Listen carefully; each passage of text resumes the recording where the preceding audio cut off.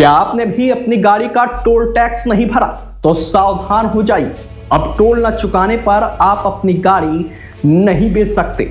इतना ही नहीं, टोल न चुकाने वाले वाहनों को एनओसी, फिटनेस सर्टिफिकेट और नेशनल परमिट जैसी सेवाएं भी अब बंद कर दी जाएंगी। जी हां, केंद्र सरकार ने मंगलवार को नेशनल हाईवेज पर टोल नियम अब सख्त कर दिए हैं। दरअसल सेंट्रल मोटर व्हीकल्स रूल 2026 के तहत कई बदलाव किए गए हैं। इसका मकसद इलेक्ट्रॉनिक टोल कलेक्शन मजबूत करना और टोल चोरी रोकना है। कई बार नेशनल हाईवे के टोल प्लाजा पर गाड़ी का फास्टैग स्कैन होने पर टेक्निकल खामी की वजह से टोल नहीं कट पाता, या तो फास्टैग में बैलेंस कम होने पर भी गाड़ियां टोल क्रॉस कर जाती हैं। लेकिन अब ऐसे वाहनों के बकाया राशि गाड़ी के रिकॉर्ड से जुड़ जाएंगी, क्योंकि नए नियमों के लागू होने के बाद अगर किसी गाड़ी पर टोल का बकाया मिलता है तो उसकी कई सुविधाएं रोक दी जाएंगी। चलिए आपको बताते हैं कि टोल न जमा करने पर किन किन सुविधाओं से आपको हाथ धोना पड़ सकता है। पहला है नो ऑब्जेक्शन सर्टिफिकेट एनओसी। यदि आप अपनी गाड़ी किसी दूसरे व्यक्ति को बेचना चाहते हैं या गाड़ी को एक राज्य से दूसरे राज्य में ट्रांसफर शिफ्ट करना चाहते हैं तो बिना टोल क्लियरेंस के एनओसी जारी नहीं की जाएगी। दूसरा है फिटनेस सर्टिफिकेट। कॉमर्शियल और अन्य वाहनों के लिए फिटनेस सर्टिफिकेट का रिन्यूअल या नया सर्टिफिकेट जारी करना तब तक मुमकिन नहीं होगा जब तक आप पुराना टोल बकाया जमा न करते। तीसरा है नेशनल परमिट।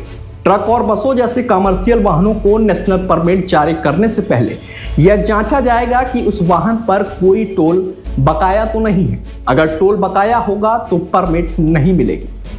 चलिए अब बात करते हैं कि यह सिस्टम कैसे काम करेगा। गाड़ी के रिकॉर्ड से टोल बकाया जुड़ने की प्रक्रिया पूरी तरह से डिजिटल और ऑटोमेटेड होगी, जिसे 3 स्टेप्स में समझा जा सकता है। पहला, टोल प्लाजा पर लगा सेंसर और कैमरा। जैसे ही आपकी गाड़ी किसी टोल प्लाजा से गुजरती है तो वहां लगा RFID रीडर आपके फास्टैग को स्कैन करता है। अगर फास्टैग में बैलेंस कम है या ब्लैक लिस्टेड है तो सिस्टम तुरंत उस गाड़ी की रजिस्ट्रेशन नंबर VRN को रिकॉर्ड कर लेता है। भविष्य में आने वाले multi lane free flow MLFF system में तो बैरियर भी नहीं होंगे। वहां हाई डेफिनेशन कैमरे सीधे आपकी नंबर प्लेट की फोटो खींच लेंगे। दूसरा स्टेप, NPCI और बैंक को सूचना। टोल प्लाजा का सर्वर यह जानकारी national electronic toll collection NETC को भेजता है, जिसे NPCI मैनेज करता है। यहां से पता चलता है कि किस बैंक से फास्टैग को टैग किया गया है और पैसा कटना था और क्यों नहीं कटा। तीसरा स्टेप है वाहन पोर्टल के साथ डेटा सिंक।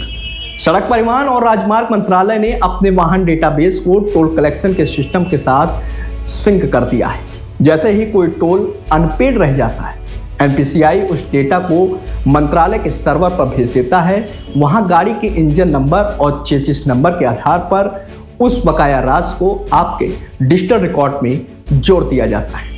बताते चले कि सरकार ने नियमों में अनपेड टोल यूजर शब्द को भी परिभाषित किया है, जिसके तहत यदि किसी वाहन की आवाजाही electronic toll collection ETC system यानी फास्टैग जैसे माध्यमों से रिकॉर्ड की गई है, लेकिन उसका भुगतान नेशनल हाईवे एक्ट 1956 के अनुसार नहीं मिला है तो उसे बकाया माना जाएगा। यानी अगर आपके फास्टैग में बैलेंस कम था और आपने टोल पार कर लिया तो यह बकाया राशि आपकी गाड़ी के रिकॉर्ड से जुड़ जाएगी। वहीं सरकार का यह कदम भविष्य में शुरू होने वाले multi lane free flow MLFF tolling system के लिए बेहद महत्वपूर्ण माना जाता है। इस सिस्टम में हाईवे पर कोई भी फिजिकल टोल प्लाजा या बैरियर नहीं होगा। गाड़ियां तेज रफ्तार में हाईवे से गुजरेंगी और लगे हुए कैमरे और सेंसर अपने आप टोल को काट लेंगे। इससे टोल प्लाजा पर लगने वाली लंबी कतारें खत्म हो जाएंगी और ईंधन की बचत भी होगी, जो कि बिना बैरियर के टोल वसूली में कोई गाड़ी को मौके पर रोक नहीं पाएगा। इसीलिए सरकार ने इसे गाड़ी के कागजों, NOC और फिटनेस से जोड़ दिया है, ताकि लोग खुद ही समय पर इसका भुगतान कर सकें।